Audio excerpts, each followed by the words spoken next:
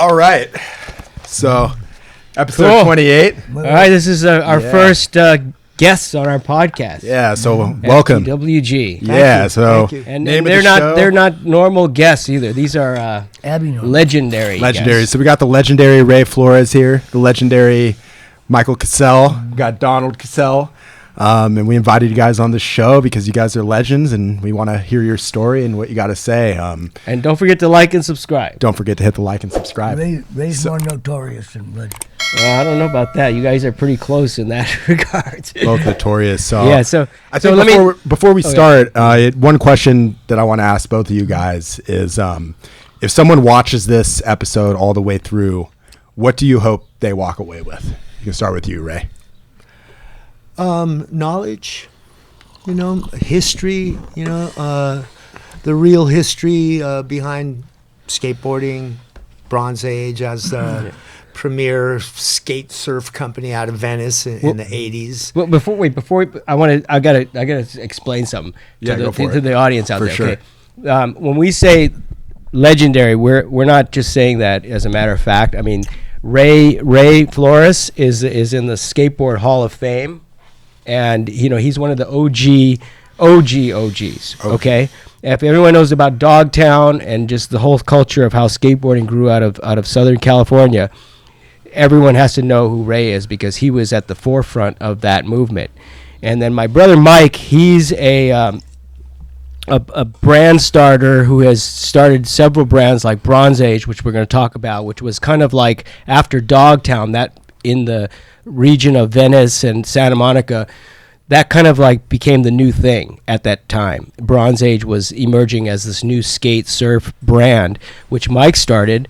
And then Mike went on to later start Von Dutch, which is, there's a Hulu documentary, 3 episodes that I suggest people watch. It's a crazy story. And Mike is the originator of Von Dutch as well. And Mike also started another brand called Stronghold, which still exists on Abbot Kinney, which is a denim brand. Stronghold was one of the first, the first denim brand from LA. So the story goes on that, which is a true story. There was 2 denim brands back in the day, which was Levi's and Stronghold. Levi's was San Francisco, Stronghold was LA. And of course, Levi's became more popular. Way more denim brands than that. Okay, and there's some pre-Levi's, so there's an interesting thing there. Mm-hmm. So Mike is has this knack for bringing these brands to that represent some sort of form of culture, and has this knack for making them catch on with the celebrities and all the cool people in the areas where he started them. So he's got special sauce. So I wanted to bring that, and then Ray and Mike together. They're probably going to be starting a podcast after this was kind of their launch in a sense. We're getting them to start their own podcast because they have so many stories to tell, which we'll start in this podcast. But they have endless amount of stories about what happened and all the craziness that happened back with these brands and in the skateboard culture as well. Mm-hmm, absolutely. Right on. That was a good intro. Yeah, for sure. Well, I wanted to let people know these are. These are some people, special people. So now going back to that question, yeah. What do you hope that the people watching this episode walk away with? Just some, cool knowledge, some cool useless knowledge, and some history. Can you hold the mic up to your, right up to your mouth, if you can? Yeah, right there. Yeah, that's perfect. And history. Yeah. The history of skateboarding, the history of surfing. And especially in the Venice, Santa Monica area. So I was born in Santa Monica in 1951 and started skateboarding when I was about 5 years old. There were some surfers that lived next door to us. And I used to idolize them. I wanted to be a surfer more than anything in the world, just watching these guys. We lived in some shabby apartments in Venice, and our next door neighbors were these shabby surfers, 3 of them. Who were they? I don't know their names, but, I was only about 5 or 6 years old at the time. They would get up almost every morning before I'd go to school, and they would be loading their boards in their old station wagon. And then when I got home from school, a couple hours later, they'd get home. So one day, it was probably a Saturday because there wasn't any school. They left. I watched them put their boards in, and I tried to help them. They took off, and like an hour later, they came back. I'm all, whoa, they're back soon today. They went in the garage, and they started like hammering something, and they came out with this. This is what they came out with. This is it. My very first skateboard in 1956. So that's a 1956 skateboard? 1956. Wow. And these guys, they just didn't like just, these are two different roller skate companies that made these. You can see the difference in the wheels if you can see those. So they grabbed those on separate. They grabbed roller those skates. for, I don't know how they had them, but they had these two wheels. They screwed these on, no Phillips screwdrivers, straight flat screwdriver, and they put resin on there. If you look, you can see these little resin marks. Only a surfer would do that to make it extra strong. And they actually put a little nose and tail guard on this board out of resin. And they started to ride this board up and down the sidewalk in front of apartments, and I was just watching them going, whoa. They were doing this for a few minutes. They go, little Ray, come over here. And I went over there. They picked me up, put me on this board, and started walking me back and forth on the sidewalk. And I was just thrilled. Oh, my God. I think that was the original popsicle skate style. Oh, my God. They just found this. This was just, in the garage, this piece of plywood, marine plywood, good plywood. Yeah, nice. And they put me on the board. They're pushing me back and forth. And they just, you can have it. They gave me this board. No way. Yes way. Wow. And that was how I started skateboarding. And it was just like, it gives me chills to this day to think about it and to think about how lucky I was to have that, names. I didn't know their names. They were just big guys that went surfing every day. They were just happy to have some sort of other activity surfing to do. And then when I got my Skateboarding Hall of Fame trophy a couple of years ago, it has like these exact same steel wheels on the trophy. Look at these trucks. I might have to steal this technology. It's pretty you guys interesting. are lucky these the trucks you got. Trucks are, look at these wheels are solid steel wheels. That's great. Yeah. And these wheels, I have a story about those back wheels on there too. I had another board that I put together after I found some wheels, and they had these exact wheels. This is steel over rubber. You see that little black line? That's rubber. That's pretty innovative. That's rubber. Yeah. I rode the board so much that the actual wheels wore off, right? And and I peeled it off because it was like had a spot there. I peeled them off. The metal was so thin. Yeah. And I rode the board with just the rubber wheels, and I was thinking, God Almighty, they should just make rubber wheels on boards. Right? They had it backwards. Right, because it gripped so good. Yeah. It didn't last very long. They shredded in a couple of days because I really rode the hell out of my skateboards, before you were a thing. Yeah, and the other one, the one I made, with the other wheels, they actually made the board for me, and it was a surfboard shape. And they put tape and spray painted it so it had like a surfboard look to it. And that was the board I rode so much that I wore it out. So years later, I've got my grandmother to buy me this board. Yeah. And this was in the window of a hobby shop in Culver Center. Wow. Culver Center, my mom used to go, let's go downtown today. And downtown was Culver Center because that was like the only little shopping center. It was just a street with stores on both sides. And there was a hobby store. I always would see this board sitting there. Oh, Mom, please. $14. I can't afford that. Well, $14. Yeah, it's very heavy. $14 was about $140 back in 1956. Clay wheels? Yes, clay wheels. And so this was my very first store-bought board. Damn, this would bang your ankles, shins. Yes. But it looked like a surfboard. It's got that spoon to it. It's just like, thing weighs a ton. It's a Makaha, right? Makaha, It's OG Makaha. It's one of their... Somebody got their phone on? Yeah, we should turn it off. Yeah. It's all good. You can ring it. So that was my first store-bought board that my grandmother bought me. And so, I got the board as wired as I could. It had some kind of bad design flaws. The design's interesting. Those are stamped trucks. It's a stamped metal. Stamped bent metal. I know. So simple. But at least it has a double action, bushings in there. How did this ride? Really good. Compared to that, it was but it was heavy. It was hard to do like 360s on because it hardly had a tail, and it was very hard to do nose wheelies on it because it hardly had a nose. But I did take this board to a contest at Pacific Palisades High School in 64 or 5. And me and my friend Chris Dawson, we won every event in that contest. And the manager from Hobie Skateboards was there. And so he invited us to be on the Hobie skateboard team. And we became the main Hobie skateboard team because the first Hobie skateboard team was Stevie and Davey Hilton from the Hilton family, because their dad, Conrad Hilton, owned Hobie Skateboards. He bought the company from Hobie because it was a big business. And they were made out of the Vitapact Orange Juice Company in West Covina. That's where the boards were made and distributed. So the old Hobie stickers actually say a Vitapact Company on the bottom. Hobie Skate, not this one, it's not that. Okay, but it says a Vitapact Corporation on the they're bottom. Building those boards in a supplement warehouse. Yeah. Wow. And the reason they did it was because the orange juice, Vitapact Orange Juice Company, had orange crates. And one of their workers made a board like this. This could be the side of an orange crate. You know what I'm saying? Yeah. And he made a board like this at the Vitapact Orange Juice Company. He would ride it around the factory, and then skateboarding started getting popular. And that's where they got the idea to make skateboards, because they already had, they were making the orange crates there. They already had the infrastructure. They already had the big, huge. So we used to go there and get boxes of skateboards whenever we wanted them. Wow. And they treated us really well. We didn't get paid, but we got all the skateboards that we could give away to our friends and family members. So when you were starting to skate, did you do a lot of competitions, just like the one at Palisades High? Yeah, all those. We went to all the competitions, and then we started to do demos in shopping centers at the stores that sold the Hobie skateboard product. Okay. So we went to every shopping mall in California, from San Francisco to San Diego.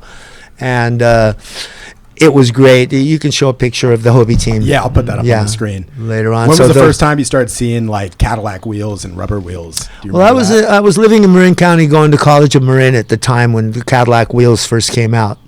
And I happened to be riding my bike home from school one day. I saw these two guys going down a hill. And I'm all, whoa, they're skateboarding. I never saw anybody else skateboard, So I stopped and I thought, I used to skateboard. Yeah. Oh, yeah? Let's see you go down that hill. So I'm all right. So I started walking up the hill, and I'm walking. Hold it there. It's too steep. I'm all, what? I'm from SM, dudes. We got some hills, like Ashland Hill and Hill Street Hill. We have some hills. And not to mention Bay Street Hill, right on the parking lot. Famous. Right. And so I walked up to the top of the hill, and I still do handstands on the board. And I was like the best handstander in the world. There's stories about me doing handstands down huge hills, and a lot of people have seen me do handstands. Hands down. Hands down. So I did a handstand at the top of the hill. I got back down on my board halfway down the hill and bombed the rest of the hill. And they were like, when I got down to the bottom of the hill. And one of the guys' names, he's a famous skateboarder and a filmmaker now, John Malvino. Okay. Everybody in the skate industry has heard of him. He was one of the guys. And he said to me, dude, that's incredible. You should start skateboarding again, man. Look at these new wheels and I didn't even know about them. No wonder it felt so good. It was like it was a whole finally. They were on old Hobie boards with those new wheels. The thing is, back in 1966, one day our team manager came to pick us up to go on a demo, and he said, "Hey kids," he threw some wheels at us. "Put these wheels on, and tell me how you like them." So we're all, whoa. We didn't put them on for that demo, but when we got home, we put them on. They were urethane wheels in 1966. And he called, what are they? They're special formula wheels. That's what they were called, special formula wheels. That early. So where did you get them? I went because we asked them to get us some ball bearings. The ball bearings were always falling out of these things. They didn't have the sealed bearings. No. Yeah. So we wanted just the ball bearings to put in there. And so he went to a roller rink to get the ball bearings. And there was some wheels in the display. And so, what are those wheels? Oh, those are professional roller skater wheels. Oh, really? Yeah, there's some special formula, the guy told our manager, right? So that's why he called them special formula wheels. Mm. They were urethane wheels. They had urethane wheels. I didn't know they went that far back. Frank Nasworthy, who started Cadillac Wheels, right? He'll tell you that he saw a set of these urethane wheels on some roller skates, and he decided to put them on a skateboard. Perfect for skateboarding. He decided to put those wheels on a skateboard. And he tried it. So, whoa, that is a game changer, you know? So he went to the company, found out who made them. There was a company in San Diego area called Special Plastics or something. And he went to them and oh yeah, those are urethane. Yeah. He had $700 to his name, and he invested all that money to start Cadillac Wheels. And that's the beginning of Cadillac Wheels, because which was one of the first the very first urethane wheel for skateboards. But urethane wheels were around since 1966, at least 65, for professional roller skaters and the rinks. Wow. They were the wood rink wheel. You know, they had those banked rings. They'd slug each other on those roller skater fights. And wow, we used to watch those. Cadillac Wheels could make a comeback. They probably could. I mean, yeah, like they're not around anymore at all. Yeah, they're around. Someone bought the name. Someone bought the name. I think maybe Jim Gray or one of these guys like that bought the name, and they're making them. Oh wait, no, I think Bain owns the company. Probably. Bain owns Cadillac Wheels. Right. Yeah, Bain owns them, because there was always Bain Cadillac back in the day. I think they own them. Yeah, they might have sold it. Who knows? So back in the day. So yeah, we had urethane wheels in 1965 on the Hobie team, and we were killing it. They wouldn't even let us in contests, because most of the contests were sponsored by Hobie. It wasn't even. It was like unfair competition. Well, because most of the contests were sponsored by Hobie anyway, so they're giving it to their own guys, so we couldn't enter contests anymore. So we felt like the kings of skateboarding, and we were back then. The Hobie team had that unfair advantage. The Hobie team was definitely the kings of the skateboard back then. You know, it's there's a. I want to bring back some of the history of kind of, because we're kind of bringing all this together with Bronze Age and all that. Bronze Age was actually how GrindKing got its start. Yeah. Right. If you look at the first packaging of the Kingpins, which is the inverted Kingpins, it was GrindKing by Bronze Age. And so Mike, my brother, was the investor, because I didn't have the money back then. Mike he was rolling in dough. Rolling in the dough. Yeah. Well, call brother Mike. Yeah, kind of. But for me, it was the only way to. So he lent me the money to get it started, and that's where GrindKing got its birth, was through Bronze Age. And then Bronze Age went on to become really, like I say, it became like this new, sort of the new Dogtown lifestyle brand, where it's surf and skate in that area where Dogtown originated, which was Santa Monica, Venice. And Mike befriended all the Dogtown, like mainly Jay. Mike and Jay have some incredible stories that were never told in any movie yet. Maybe we can get into some of those, and then do a redo of Dogtown. Because Jay, well, as a matter of fact, where's that board I had? I was going to show that board. I think it's right there, but I think it. Where'd it go? Which one? No, the one right by you, Ray, right there, next to. Yeah, there you go. Yeah. Oh yeah. So. That's insane, right there. So this was a Bronze Age. This was a Bronze Age skateboard that says Bronze Age there, and Zipperhead. There's a story about here. Yeah. So there's a story about Zipperhead, which tell me, Mike, if this is the correct story. Mike paid for Jay to get a tattoo on top of his head that was a zipper. That looked so that like zipper tattoo he has is because of you, what happened Mike. was I came up with an idea. Hey, Jay, you should do a zipper on your head. You wanted to get a tattoo. Talk closer to Mike. You wanted to get a tattoo, so that's what the idea was, and he liked it. And I said have gears coming out in the middle, and I don't know if he did that originally. He had brains coming out. He had brains. Yeah, I remember the zipper, and I was just like, "What?" And Mike, you know, Mike, they're both crazy, but Mike said, "I'll pay for it." And Jay was crazy enough to say, okay. Because we want a good tattoo. Yeah, and so that's why this board is the Zipperhead skates was with he's opening up his brain with the zipper. This particular graphic was done by Michael Seif, and he was going out with Chris Cahill's mom. Michael Seif did the original GrindKing logo. He's the one I hired. He drew GrindKing. I drew a rough drawing of it, and I gave it to this Michael Seif guy who was an artist in that area. And Mike Seif cleaned it up and made that really cool logo with the L GrindKing. And it was after that guy Mondo, right? Yeah. I gave him that magazine with it was a Thrasher cover with Mondo. This guy, and he was doing that grind. Right. And that grind is I said, hey, Mike, classic grind. copy that grind and make this GrindKing dude doing the GrindKing. So that's his art. So I didn't know that he did this art too. Yep. Wow. He did Okay. stuff, Interesting. Yeah. It might even have his signature in there, no? And what's funny about that is it looks like the Venice skateboard park is in the background. It does. Oh yeah. And Whoa, that was doesn't way exist. before. That's like 100 years before. I didn't even realize that. You're Yeah. right. That was like That's almost exactly like a how- premonition how, of. That's wild. Yeah, That is. totally That's looks like the that. ponies and everything. I And know. That's The only crazy. person funny. who would have picked up on that from that era to now would be Jesse Martinez, because Jesse was part of our whole. Maybe it was subconsciously Wow, in yeah. his head, Yeah, and then who it knows? just kind of popped out. That's kind of Yeah. freaky. Who knows? It Yeah, makes that's me, give me wild. chills. That's seeing weird that. premonition. I know. I didn't even notice that. Yeah. Yeah, it even looks like Like the two bowls right on the right hand side and everything. curves. It's like Zipperhead's time traveling. You know, Yeah. you're into the future. It's crazy. Looking at the Bronze Age shorts. Jay is still around. Team Pain. That was a Jay. That was thing. Jay's thing. Look at that Team outfit. Pain. That outfit looks like a Vision skateboard's like something Yeah, they well, would this was wear. probably Don't say 1980s, They're all the 85, 86-ish. Yeah, he has this classic Jay 86, 85, surf yeah. skate. Yeah. And that was the premise of That Bronze was Age. that was the Bay Street shot, you know. Yeah, the base you shot, but it was the surf skate culture that Yeah. Bronze Age was sort of riding on the coattails of Dogtown. Yeah, yeah. And so how did you guys meet? You and Mike Through Jay, I think. was through Jay. Through Jay, I heard yeah. about him for a while, but kind of different stories. Yeah. He was always dating younger girls and stuff like that, and I was going, well, how young? Not And they that were all much little- younger. really Come young. on. Just But a anyway, few yeah, years. Ray had a good reputation.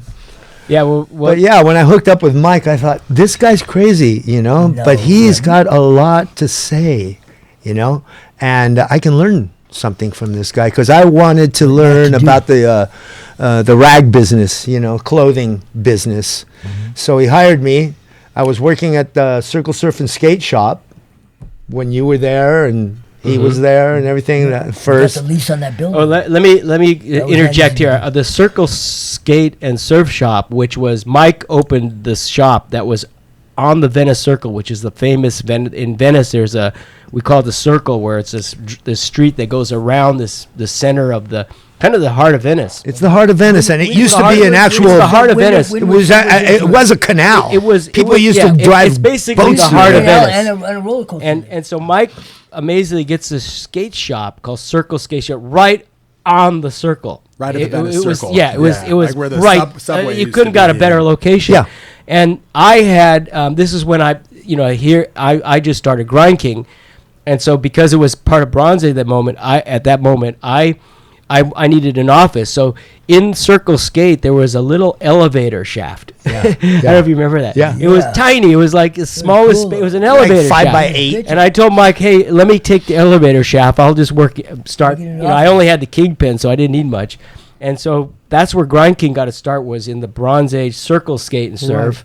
In the elevator shaft. Right. And then later I expanded to the back and I Yeah. built a loft and Yeah. then I had to move out of there eventually. But that's kind of, this is all his stuff that it just blows my mind that all this stuff happened in that period and it evolved in all different ways. I mean, it Yeah. just keeps, it's just like a tree that goes in all directions. Yeah. Before that, even that building was known because there was a famous guy upstairs, a Jewish guy, and he was well known because he was the guy you could get Quaaludes from. If you wanted to buy Quaaludes bottles of them, everybody around all over LA would come to him and get them. And, Yeah. if I get you his name, he's What got- were they called? he's got- Roar. 714. Roar was the Roar first, and then it went to 748. Lemon. And Lemon. Took it over. And they called them Reds for a while, You know, didn't they, or something like This that? is pre-big pharma evilness. Yep.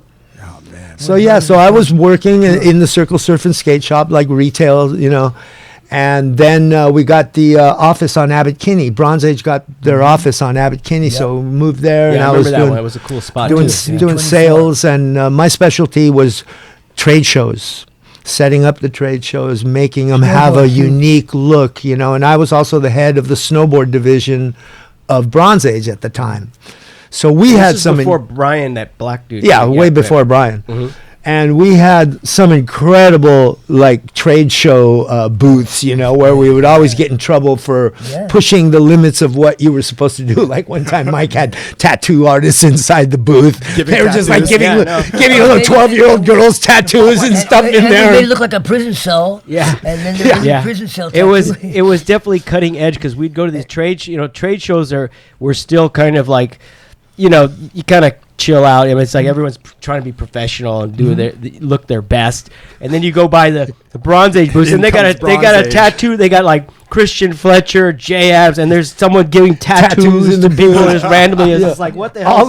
All these like, you know, stripper type of girls just hanging out, and just like chaos everywhere. Every hardcore surfer in Venice just hanging out the booth, yet intimidating people. I don't know how we got any sales. You wouldn't get away with that anymore. But it was definitely before a lot of taboo stuff happened. And before Bronze Age, really the surf and skate scene was like blonde hair, blue eyes, you know, Bermuda shorts, it was and logo T-shirts, and perfect Converse shoes, and the whole deal. Everybody was just like Surfer Joe, you know. Clean cut. Yeah, and then Bronze Age came along. And there's Mexicans that surf, there's blacks that surf here, there's Asians that surf here. Like, whoa, look at all these weird ass people. They tagged us ghetto surf. Here comes ghetto surf. Ghetto surf. And then the other one was we just said the saying. We said where the sea meets the debris. Where the sea meets the debris. We like little POP. And it was definitely like gangster culture introduced to the surf and skate, surf and skate, you know, scene, and it worked. People were like just flocking to get a free T-shirt or anything they could get that said Bronze Age. And then like every hardcore surfer in Hawaii was sponsored by Bronze Age. They were doing ads with like 30 surfers all just like, come here, we'll kill you, but we ride for Bronze Age. You know? Yeah, it was the epitome of attitude in the surf skate. Hella attitude. You know who our sales rep was at that time? This guy Larry Bertelman. Larry Bertelman was the guy Bertelman who inspired. Yeah, everyone's surf style. He was the hero skate style on the surfboard. The DT skate style is directly descended from surfing, Larry. and surfing came to skateboarding from that. Right. And he did moves like the Bertelman. It's called the vertical bird. Bird and all slide. different kind of moves. There were slides that were done with the very low hand, pivot. Like if you see the famous shot of Jay on the hill, Bay Street, where he's going in and out of the cones, one of the best shots of Jay, period. Yeah. That's a Bertelman. Yeah, and we had this thing is like, how low can we go? Yeah. You know, it's like limbo low, you know? Remember the limbo?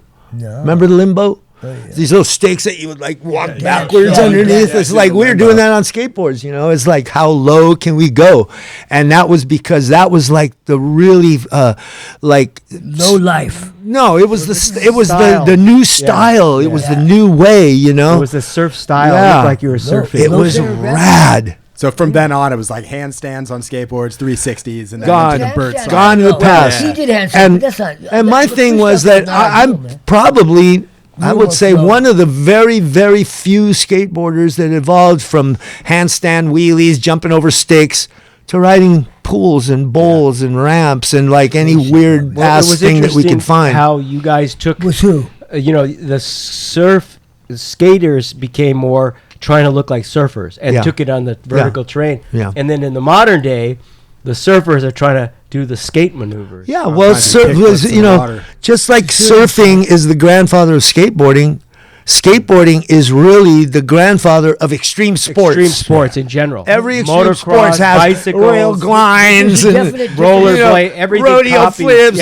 They're trying to do all the tricks on the every pools trick is and copied from skateboarding. Definitely a clear break when the street skating became street skating. That had nothing to do with the surf movement. No, and that's because street skating is just a combination of freestyle and bowl riding, and kind of basically. And making the use of terrain. Right, making use of any terrain. Well, it sounds like that grit that you guys brought in, where kind of like the gangster culture kind of came into surfing. It seems like there's so much leftover of that now. You can just pinpoint it from there. Yeah, that attitude, and that's style. That's where. And the one thing that really distinguishes the skaters from Dogtown, from Venice and Santa Monica is that we all surfed. Yeah.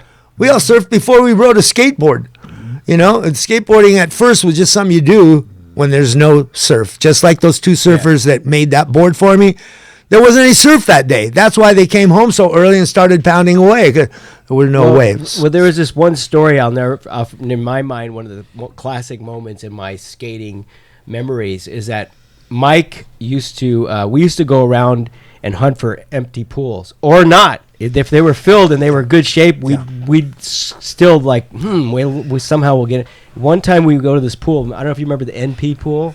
Yeah. That was in Beverly Hills, Yeah. right? Perfect pool, Yeah. right? They would call it Adolph's. Yeah. Jay So called Mike it Adolf. and Mike, I got remember- arrested in that I remember pool. one time we were skating it, and we were like having our session, and all of a sudden these guys walk in on us while we're skating, and we look up, and it's Jay Adams. This is before we knew Jay. He was just kind of one of these guys you saw in the magazine, and we were all like, "That's Jay Adams," and we all had to stop. We all, of course, we just like we're gonna watch. Like, well, this is gonna be good. Yeah. And he gets in there and just kills it. I mean, just like it was. I'll never forget. It was just like our jaws were just like, oh my god, like. Look what he's doing. He's just like slashing this pool, like he's killing it. Yeah. And then he just stops. He goes, you know what? Fuck this. Let's get out of here. Let's go surf. Oh, yeah. And then he was just like in and out, but it was just like, no, Jay I'll never forget that. had an attention span that was like that big. Yeah, We'd really go to short. gas stations and get gas going to Upland or wherever. I'd stop to get, here, let me put the gas in, He'd start pumping the gas, and then when there was only like 25 cents left to put in, he'd stop, because you know how the pump slows down, it takes forever to get that last 25 cents in. Fuck that, but yeah, Jay, there's 25, that's almost a gallon of gas in 1974, you know what I mean? That's crazy. Yeah. But he had a very He was nuts. Yeah. He was. And Always then on the move. that same pool, another time we went there because we were Mike had somehow acquired 2 pool pumps. Not one, but 2, and a Ooh, pool pumps. fast Pool empty. pumps, Really pool good pumps ones. can, really Take good. They forever. were like professional pool pumps. Yeah. So we go to that NP pool to skate it, and it's filled, and we're like, oh man, shit. and we're going like, but nobody's here. Yeah. It seems like nobody's. It looks like it's vacant. We didn't even knock the door, and we just like we're in the backyard. It's like nobody's coming. It's like I guess nobody's here. Yeah. So we put the 2 pool pumps in there. This thing in like about a half hour or so is like half empty, and then all of a sudden this woman comes out and going like, "What are you guys doing?" And just freaking out like she was living there, and we were like unplugging the pool we're pumps. just emptying your pool, Running man. away. No big Remember deal. that? They were Remember going, that? the house was empty, and they came home after Yeah. a weekend. Yeah. And we didn't know they were coming home. Yeah. Well, with Jay, there's all That's kinds of right. stories like that. What is Mike? What's a story what is a story that nobody's heard of that you That might you remember about At that maybe pool, Jay. I think or not the at that early pool one- anything. Well, Any the one story. at that pool was Billy Uron came, and he would like be the enforcer for Tony, and when Tony was skating. So he came and he had a crowbar, and he would like come in and go, everyone's got to split. Tony's here, and we were like, and then everyone else would. But I was with this guy from New York who was a pretty big guy, and he didn't want to go, so I got to stay because of him. So I got to watch, and just watch. We didn't skate because it was like it was a hard act to follow there, and we wanted to watch. So Tony would always do like amazing things at that pool, and that was one of the first places I've Tony ever Alva? seen him do like tail taps and the first Tony Alva, airs. yeah. Yeah, the first airs evolving from that those skate sessions, and that pool was really special. It was like that one, and there was one called Alpine. It was on Alpine, and then there's the Keyhole. The Keyhole, Alpine, and that one they called Adolph's. Those were the 3 pools that really, in our area that were. What was very the other good. one called? Adolph's? Adolf. Why was it called Adolph's? I don't know. We could ask Billy. Billy would know.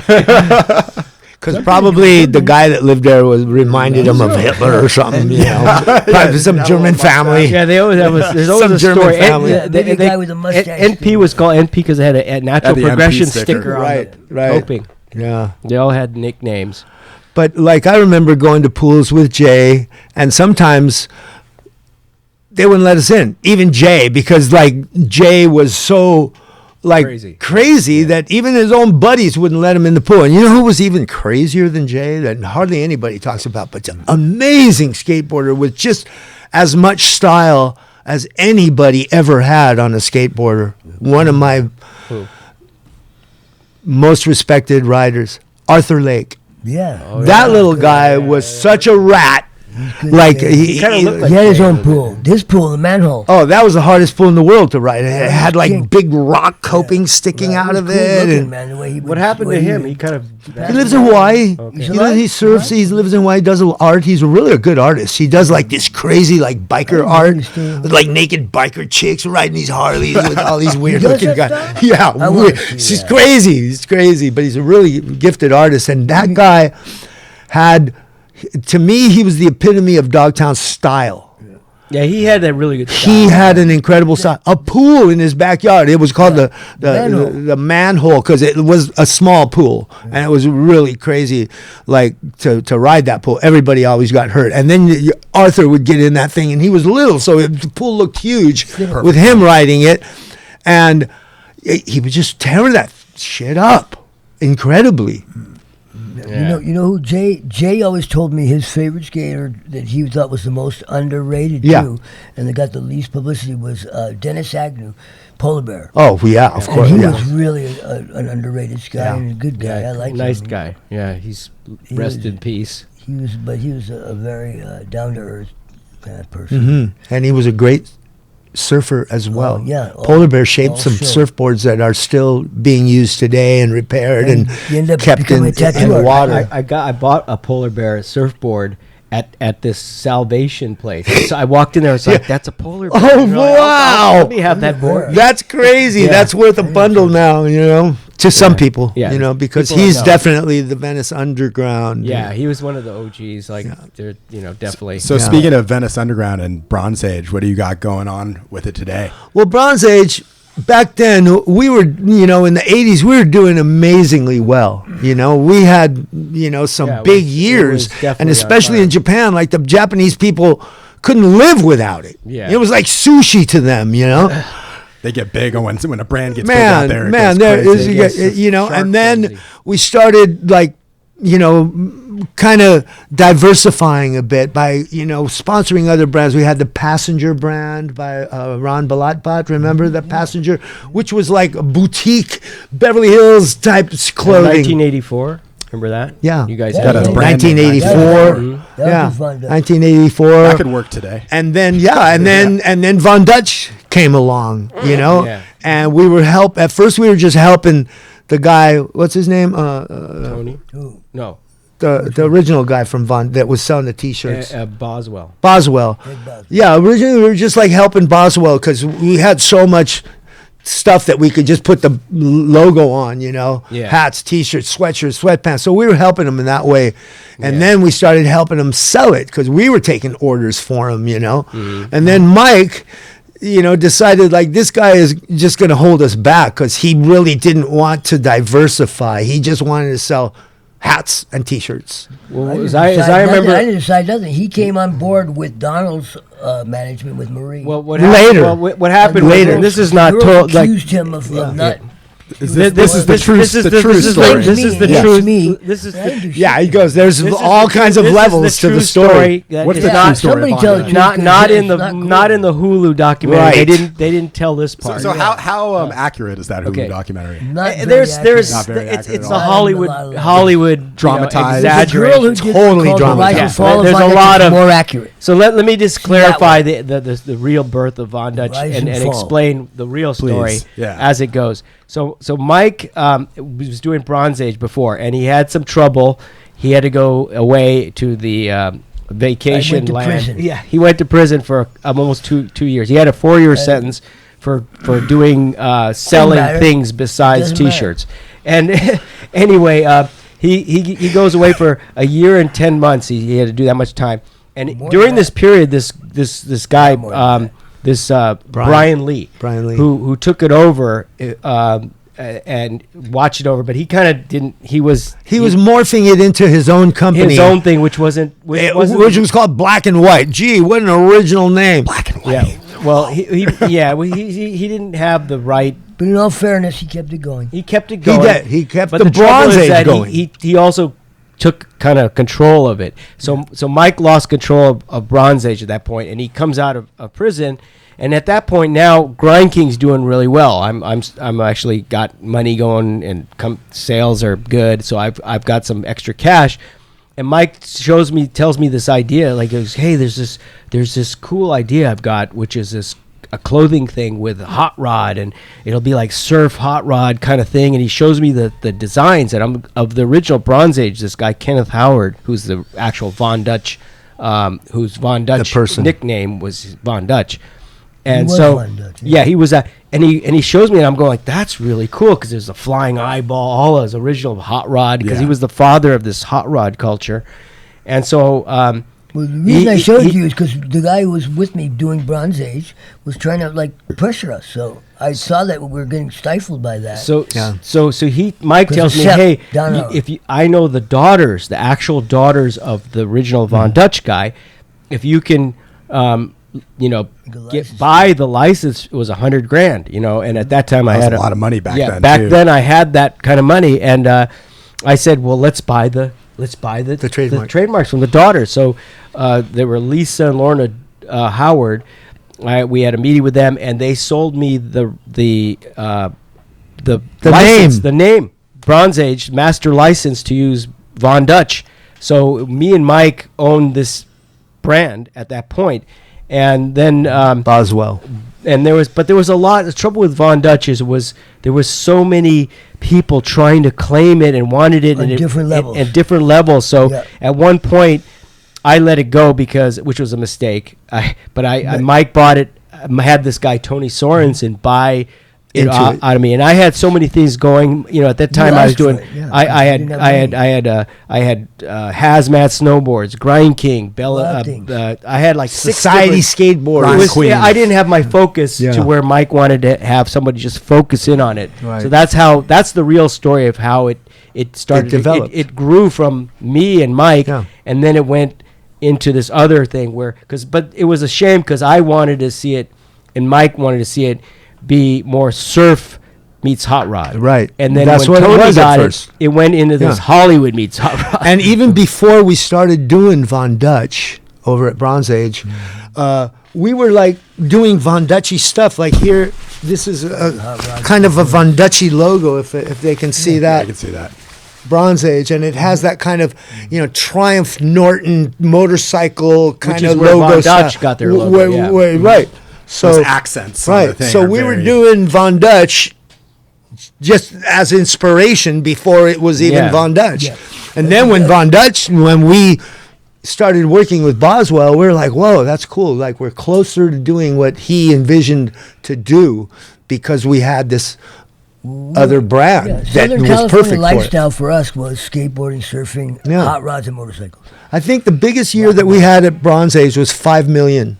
Wow. And the first year that we did Von Dutch was like 100 million or something. It was like it was like crazy. But it was something. It wasn't 5 million. But anyway, in all fairness, Ed Boswell did have the rights before anyone else that I knew of. It was my idea. I thought it was original, but Ed had it at a show, and I was like, "Look at this guy's got that." Went to him. He didn't have it. He did a deal with Smoke Kings for lighters with Zippo, and I was blown away. Like, how does he know about it? He did know the daughters, and he introduced me to a lot of the right people. What's his name? Bob Zoll, and he had he did a lot of the right things. He had all the people that knew Von Dutch get together. We got together in Bob Zoll's studio downtown near here, and there was all kinds of people. There was a witch doctor, this guy Doug Hewitt, and they showed all these things about Von Dutch's life that nobody would never see or know. So I have to give props to Ed Boswell for that. Yeah, regardless of the age or not, I didn't do that. But he didn't have the capacity to. Ed Boswell got the short end of the stick. He did, and you know what? And he thinks I did it or you did, but we didn't. Neither of us did. And it was the girls. The girls went behind and said, "We don't want to do that." They said the shit to Marie, and Marie went along with it. Neither you or I had anything to do with that. That's the truth.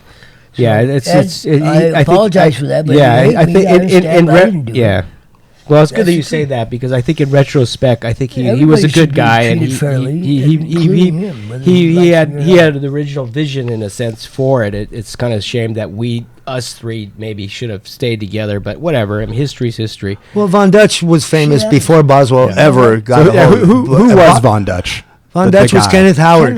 Who was Kenneth Howard? He was the guy who invented the flame job on the side of a car or a motor. Yeah. He's the guy who invented Hot rods. louvered air all kinds of things. decks on the hood. That whole look. Pinstriping. He taught Big Daddy Ed Roth how to He was the pinstripe. Leonardo da Vinci of the hot rod motorcycle color. Yeah. And he Here's also the made real deal. guns. He made knives and swords. He was an amazing He was metal. a- he was like Multi-level a- talented yeah. guy. But Yeah. here's the deal: celebrities liked him at the time, and he was a celebrity in his own right. But he was underground. He was not into the high life. He never had a bank account. He never did a lot of really No. cool things. He never had the vision you had to bring. But he had more vision than other levels. He was a true Yeah. artist. He was hardcore. yeah. He traded for a living for his art and didn't have cash. Yeah. Right. So he really was a Yeah. struggling guy, but he was not a very social person, and his skills were limited. And to say that that'd be complimenting him. But so he was not always nice to people, but people liked him anyway because they knew he was really he had vision. He had value that He he had was it going bringing. on like Yeah. underground, cool punk rock style attitude. He Yeah. was that. He So epitomized that. I've been seeing a lot of people wear Von Dutch lately. Well, I don't know if you here's guys the noticed deal. it. All cars and motorcycles came from the factory as they were. The first custom cars and the first custom motorcycles. All custom cars and motorcycles come from. Yeah. That's a nail gun that belonged to Von Dutch. I bought it right before they you started bought it? working Yeah, on the I movie. Wow. Anyway, all custom He cars engraved his name and on all custom really motorcycles, good. all of it comes from Compton and Linwood. That's where it all started. Yeah. And Von Dutch was the father, and Big Daddy Roth, and then there was Dick Dean. All these other guys were into hot rods and chopping and dropping, and all that stuff that started happening was all right there, nowhere else in the world. It was Yeah. right there. Compton and and it went Linden. from there all around. And then everybody wanted a piece of that because it was cool. Yeah. And that's the truth. And you can argue and say whatever you want, but that's the way it went. Well, I think that's What that our was, podcast is going to be about: history of American culture as it really was, as we know it. And anybody can come and contest it and say, "Hey, show me what you got." Because you know what, we want to tell the truth and tell it right. Just like I'm excited for Ed that. Boswell. He Yeah. said, "Hey, fuck Mike Cassel in the neck." He can say whatever he wants. I didn't do that to him, but I want him to know the truth is I do appreciate him, and I'm grateful for what he did. And nobody tried to fuck him on our level. And if it was the girls, it had nothing to do with us. well as a movie is called on Hulu. If anyone wants to watch it, it's a Curse. it's the curse of Von Dutch. So it's They made appropriately. it. The curse of Von Dutch. I think Mike and Ray, you guys are like the epitome of, one thing that's happening in our world right now is there's this crazy stuff, America's and everything's just in a sort of a chaos mode, and manufacturing and one of the things that everyone says, well, make stuff in the USA, and I think that is a nice philosophical way to look at the American culture. But I think as things evolve, everything evolves, everything's going to change. And one of the things that I think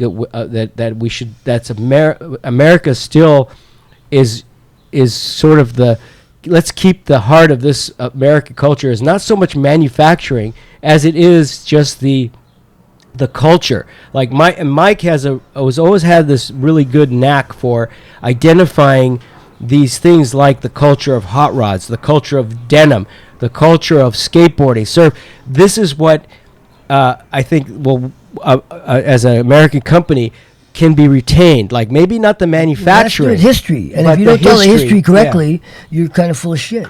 And Yeah. kids who are smart right now, and not just kids, anybody who's a historian of brands or anything, doing their research probably will find out the truth.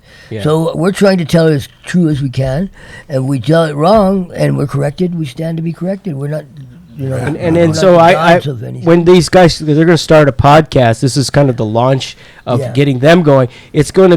They're going to be telling the story of these things, of cultures and True American American subculture. true Americans. 100% Yeah. American. Yeah. Is what I'm wishing for, and I'm 100% behind 100% American. I don't want anything to do with anything that's not 100% American, other than if it's historically relative. That's the one thing I loved about what you did with We're Stronghold. gonna do that. He invited me to manage the store when they first opened. For the first year or two of the store, I was the general manager.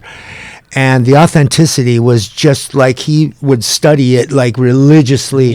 We only sold American-made stuff. Well, even from the companies part of that our were market. even the seam. What's the seam? You call it the seam that had the Salvage. Salvage Yeah. denim. No, We're doing so- that back yeah. in the Real early salvage. 80s, and people now are saying, "Oh, that's what's cool." Yeah. Now, when I Yeah. say now, I mean now and in the 2000s even. But I had a pair of it didn't hit till strongholds that. with the suspenders. Yeah. Yeah, I loved how they had Yeah. suspenders on them. And It was a people cool don't look. know They that call them braces. Back Stronghold in the day, they call them was braces. the original denim company in L.A. Yeah.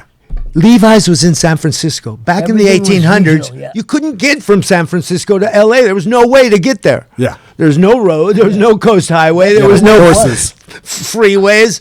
There was no trails. There was no Carhartt- roads. Carhartt The was one of the only big way ones. to get from San Francisco to Los Angeles in those 1800s was by boat. By boat. Yeah, And went that across. from San Francisco to LA is probably the most By treacherous train. ocean in the world. I mean, yeah. nobody takes that because it's a really, really, really treacherous route. Train. Back then, too. Nobody Yeah, could make does it, and nobody did. And that's why the guys who started Stronghold back in the 1800s, those pants were for gold miners Yeah. They were- they and were silver one of the miners first and workwear people brands, that were making the aqueduct that comes into LA and stuff. That's who. Three And they guys, find Bronstein, these Danny old Bronstein, Harris Newmark. Stronghold And pants Henry Miller. inside old gold mine caves that are and stuff, abandoned yeah. and stuff like Yeah. that. That's true vintage. Just a couple of pieces of cloth If that you have look up barely who's the who sticker. In LA in the early, I went to the library and looked in the archives. These guys, two of the three guys who started the brand, are in the archives as having founded Montebello with Yeah. Henry Mulholland. Yeah, They're wow. really significant characters.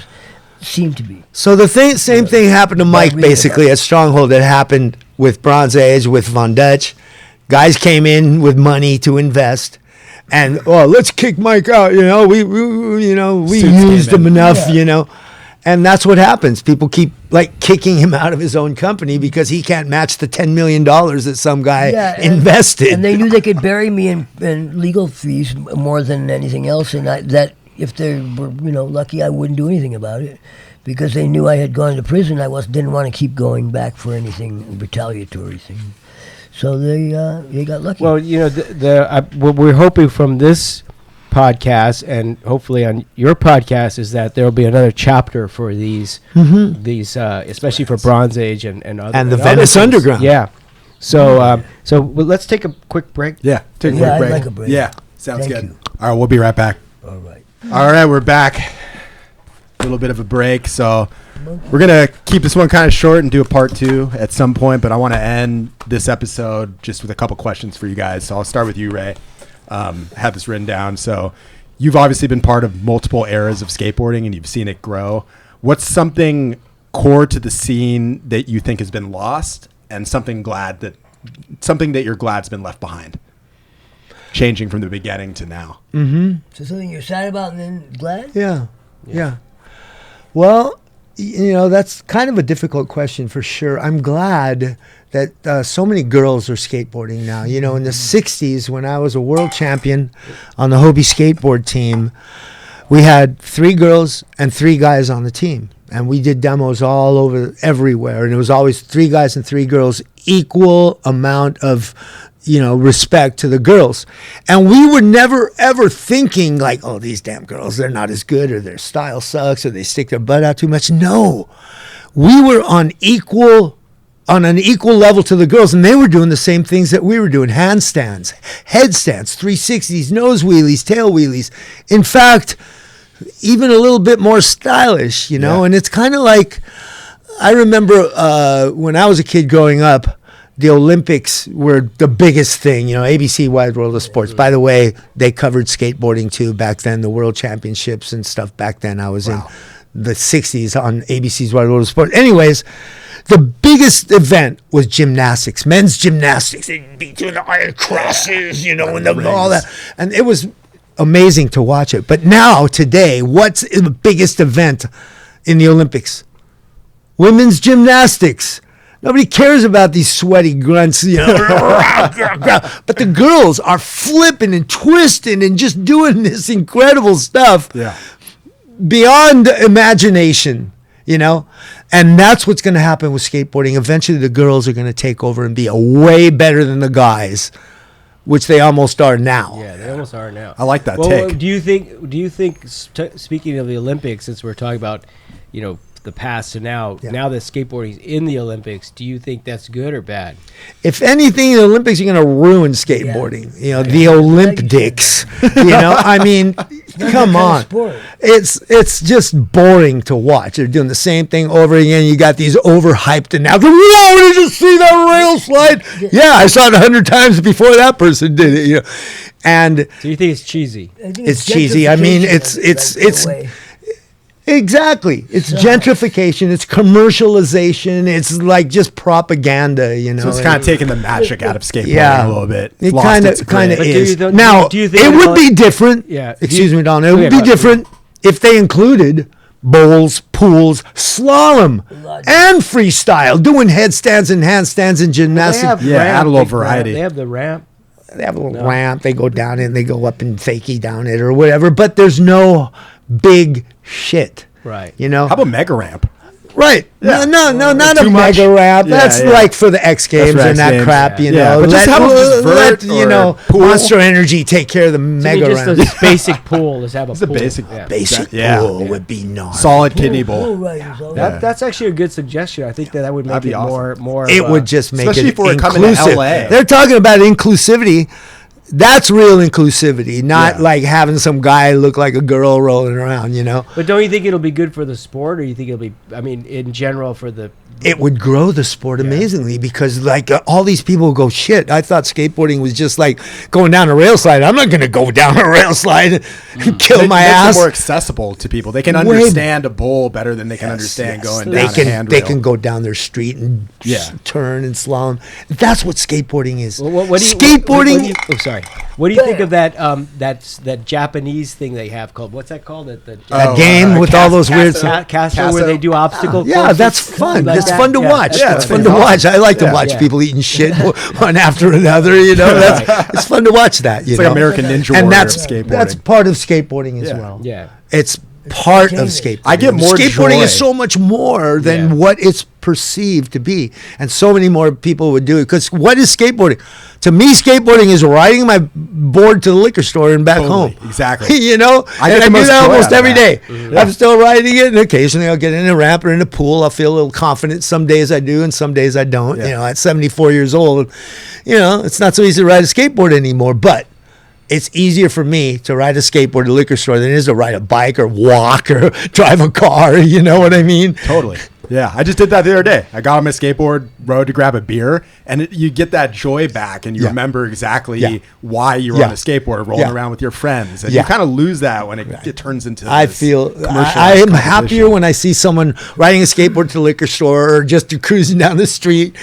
Some girl with her backpack or school, you know, clothes on, her uniform, and Something about that. yeah, That's there's just something skateboarding. so pure about that, and that's what skateboarding is. It's Skateboarding is different to different people. But I'll tell you what, Yeah. if you ask me that same question, I don't care what anybody says because I'm opinionated, like some people are. Yeah. Talking to Mike. Skateboarding image is when you take the Olympics and these kind of organized sport things into making them mainstream and don't cuss. And skateboarding is a rebellious kind of punk Yeah. attitude Yeah. sport. It will affect the image in a negative way, and I'm not. I'm well, not it's, for that. it's everything. I'm not It's for that as well. Image That's is part of king. it. You know? Image is king. Image is king. In life, if you are an image guy, then know your image and be it. But if you're not going to be image related, then whatever. And I'm not saying it's bad. It might do great numbers and sell more for the sport. But is that really good for the image? I don't know. There'll Not be to a me. time Not to me. Yeah. where Tony Hawk And can there only might be ride like- his skateboard like to the freestyle- liquor store and back. Like freestyle, but it's still skateboarding. Still freestyle skateboarding. skateboarding would be more appropriate for the Olympics. Yeah, that does Whereas make like sense. pool riding would be cool, but Well, look at breakdancing in the Olympics. attitude-wise, yeah. That was a disaster. Well, They're not bringing that back. Oh, how about skateboarding on a breakdancing on a skateboard? So Yeah, you had another breakdancing. part to your question that I don't think. I Yeah. answered. So the other part was something glad that has gone left behind in skate culture. Something you're glad in is skate gone. culture, Yeah, something that's Thank been God left this is behind gone. in the Thank new God. age. That it used to be Thank back God they then. don't There do was this something anymore. going on Yeah. that's no longer happening. Yeah. It's just going to keep evolving. Skateboarding is going to keep evolving, and maybe not in the way we want it to, because nowadays it's more like being a stunt man. You know, yeah. than like, and people, not everyone is a stunt man, you know. So like there's this bar that's so high you know, and I wish that bar hadn't gone so high and everyone wants to be the up there. next big Like thing. I watched some wipeouts that are, Answer I'm the question. surprised that people didn't die, Answer you know. the question. So, you know, I am sorry that skateboarding kind of had a lull in the 80s and, you know, it wasn't so popular. But I'll tell you this, there was people like Tony Alva that skateboarded every day of their lives that never stopped, even when it was the most unpopular thing to do. And that shows what it was. Yeah. It's like where that passion, and that magic is. the only thing I'm kind of sorry about is like back in the 80s, like it was going big and all of a sudden just one day they decided that it was not cool anymore and like it tore apart all the skateboard And parks tipping point. and that's what I'm sorry about, that it had those kind of missing years and they tore down like the upland, upland. Like, can you imagine if those places are still around? You think it's because skateboarding kind of had a bad rap during that time? It was almost like Yeah, for a number of reasons. yeah, Absolutely. for like a pseudo hippie movement. It's like the hippies had a Well, bad rap. skateboarders after were a criminals. And that's why they did skateboarding is not a crime, because so Skateboarding's many not a crime. skateboarders worked, you know, come on. thing. Yeah. Rebellious Gator, culture. Gator did his thing, you know, Hackett did their thing, and then they just went from there. It's like, right? No other sport really So has that. skateboarding is here to stay. Believe me, it's just gonna grow. We're gonna run out of gas one of these days, and skateboards will be the only form of transportation. Because guess what? Electric cars are charged by fossil fuel energy. So I got one right outside. You had It's a said pain something in the about ass. it's going to evolve. If it evolves, how would you like to see it evolve? Like, what? I mean, what would be the next chapter in skateboarding that would be if it was the best case solar Ballet solar or powered ballet? skateboards. Solar-powered you know, they skateboards. can ride them to work. You know, you just Ballet skateboard you know by Ray put them in Flores. your Well, window. that's Put them in more- your window at work, and they'll just charge by the time you have to go home. You know. Well, that's more of a technical Technology thing. thing. I'm Right. thinking like in terms of cultural thing. Yeah. Like, what's the next cultural What do you thing? see for the new hip skateboarding? movement of Like, what- skateboarding? What Is it would going be to be, cool? you know, Tell us like something. like Olympics, for example, makes it more mainstream. Yes, Do you it think makes it a more of a sport. But do you think that's good? And yes, I do. Okay. Yeah, because skateboarding is a sport. No matter how much people try to deny it's a sport, it's an individual sport, but it also can be a team sport. Back in the day, we used to have relay races on skateboards and passing a baton, and a whole team. Gay. You know, like that. They used to have a thing called figure eight. Let's see who can just push as hard as you can on a figure eight track. And you know who would win that today? Jay Adams. That guy is so good with pushing fast and hard. Yeah.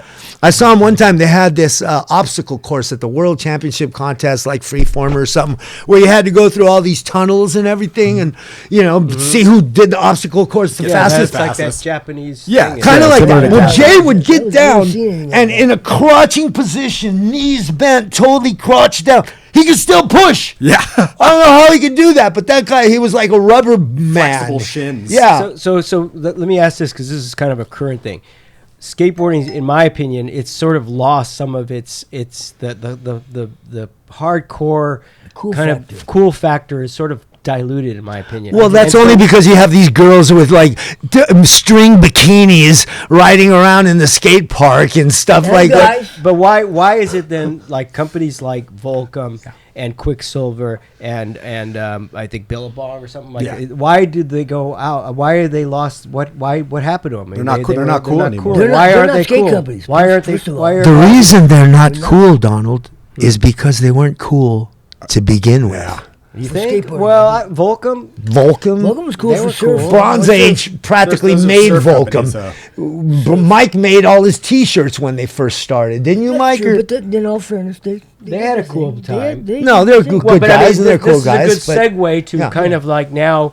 Here's this maybe opportunity for Bronze Age Yeah. to maybe make this comeback Yeah. and bring back some of that. It never Hardcore. went big. I Some like of that in I the like sense, Bronze for Age sure. because it was never over commercialized. But the thing is, the reality is it's always that nothing is forever. Yeah, True. that's true. That's the bottom line. consistent, That is- constant change. So Yeah. you never really know So what that's a is good segue. I'm gonna But- go into Mike's question. but- now. classic never dies. Yeah, okay, classic has Classic one of has Mike's. died. That's one of Mike's. That's Mike's. Ever. That's what what's I another? think. And what's one of the things you have a couple of slogans like that? What's a classic never Classic dies? What's never another dies. one? From out of the past come the things that last. Whoa, I like that. Yeah, Yeah, I like so that, Mikey.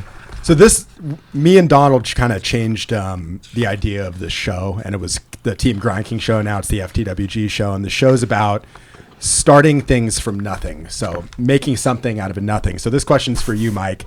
Well, If you had to, if you had to start a brand or project today or tomorrow, no money, no clout, what's the first thing that you would do in this day and age? Starting a brand, period. Yeah, if you had to start a brand today with no money, no clout, just nothing, what is the first thing you would do?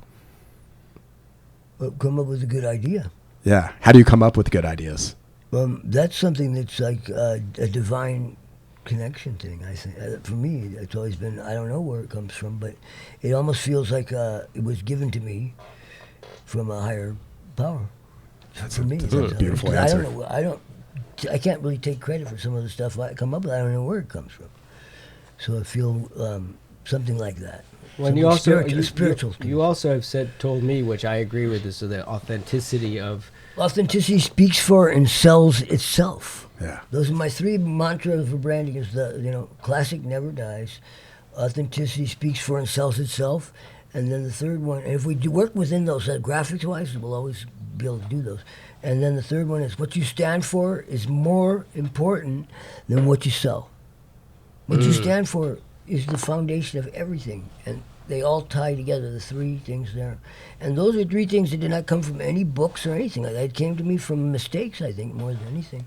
And realizing what does sell and what is cool and what can I say and stand behind. If I'm not even there, it's going to be a legacy that will grow. Mike has the ability to recognize that, and he also has an ability to recognize a good artist, someone who's got talent to make his visions, come true. And he's always supported art and artists, and because of that, these artists have grown into famous artists. How Mike? What is your way that if you were to think about how did you find these?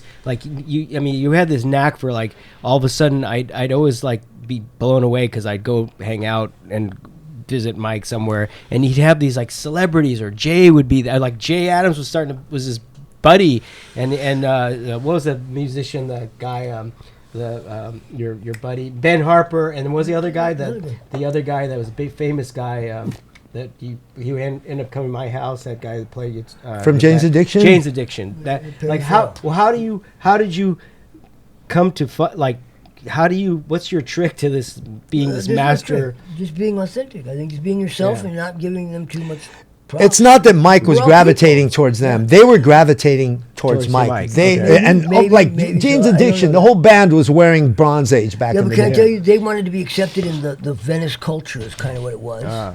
And they thought that I was part of that, which I was a part of that, but I think there were guys who were really more authentic in Venice than myself. Possibly, they grew up there more than I and lived there longer than me. But does that really make you more Venice? I don't know. Venice to me was kind of an attitude and an art and a creative way of being, creative place, and that's what drew people together there as a community and individually. It's just the underground feeling of that and the bohemian. And now the Venice locals, they're local. But they don't live in Venice. Yeah. But they're there every day. From the valley or from Lancaster or wherever they live, because they can't afford to live in Venice anymore. They're still locals. They go there every single day. It's like they live there still. And Ray and I put out a shirt for those kind of people, and it's got kind of it's not offensive, but it's kind of got a really puts you on the spot, kind of like, why are you showing me that? And it's a graphic that we have. And then on the back it just says, "You ruined Venice." And it's Uncle Sam's, a skeleton Uncle Sam pointing like this. You ruined Venice. And so people who are the OGs can wear that. And if you can, and you'll know, if you even know where to get it from, we'll have it so just the OGs have it, and then people can ask for it. And depending on whether we believe they should have it or not, we have a committee that says, he's good enough for that. Yeah. There was a time where every single person in Venice and Santa Monica was wearing Bronze Age, and you know why? Because Mike gave the company away practically. He was giving so much clothing and everything to everybody. Well, that was part of no wonder he went broke. Mike, that's guerrilla marketing right there. You got to push out your brand. What really happened was not Mike gave it away. Is people who wanted to fit into that image wanted to wear it. because it was cool enough for them to wear. And if I can't, or anybody can't design or make something that's cool enough for others to wear, go back to the drawing board. Right. Yeah. So you want people to Humble feel yourself. some type of way. They want to wear Nobody it so knows they everything. feel something. Nobody knows everything, but if you try hard and you So- focus and you keep your eyes open and you're aware, you'll see what people want next is what hasn't been done and what's cool. And that's what makes it cool, I guess, a form of what it is. And there's a book coming out on what is cool, and you'll be able to see that in that book. And Mike has AI, autistic ingenuity. AI. We should read that AI poem that AI, ChatGPT that's just AI. wrote. AI post really that. is- That's a great- Our version of AI is represents this. What he said for the artists, supporting artists. Our supporting artist thing is called, instead of artificial intelligence, it's artificial. ART. Artificial. Artificial. I like that. Wow, Artificial. You like Yeah, that? I like that. Yeah. That's You like play artificial. on words. And see, that's what this guy comes up with. Idea Genius. machine. Well, But he's what got it is, the what it is cool people factor. know that word and they slice it up differently. That's all. And Yeah. So people know it. They're familiar with it now. So it's easier to brand. It's easier to spread. Artificial. Yeah. So who owns I that? might have to start that. To own that. I love that. Yeah. Artificial. All right, guys. Well, I think that's a good place to end. Thank you Yeah. so much for Thank you, coming on guys. the show. You guys are our first guest, and we had a We're lot of fun. privileged to be your Yes, guest. We're Ray. honored to be your Yeah. guest. You're Thank showing you. us something, in our, it's not existent in our world. Wait a minute. Digital, Yeah. stuff. And the thing we gotta say, We don't know anything I about want to say something. Donald and I have been following UFO. Now it's called what? AUP or whatever it is. UAP. UAP. I know. Yeah. So UAP? Ugh. Yeah, I don't know. I like I UFO. think that's the Who's gonna military eat trying pig? to rebrand UFO. Well, they or are trying to something. rebrand it. Yeah, it's kind of weird. But anyway, I like UFO. It feels good. But anyway, the bottom line is there is something out there, and there is a truth behind it, and everybody's trying to hide that. And Donald's been following it, and he turned me onto it. I thought he was bullshit, full of shit early in the game, but he actually turned out to be something very real. And because of what's happening right now, it's close to coming out in the masses. And if we do a podcast soon, we would like to talk more about that and how we can help get that out, because there's a reason for it. It has nothing to do with egos or even anything. It has to do with technology that we should be having.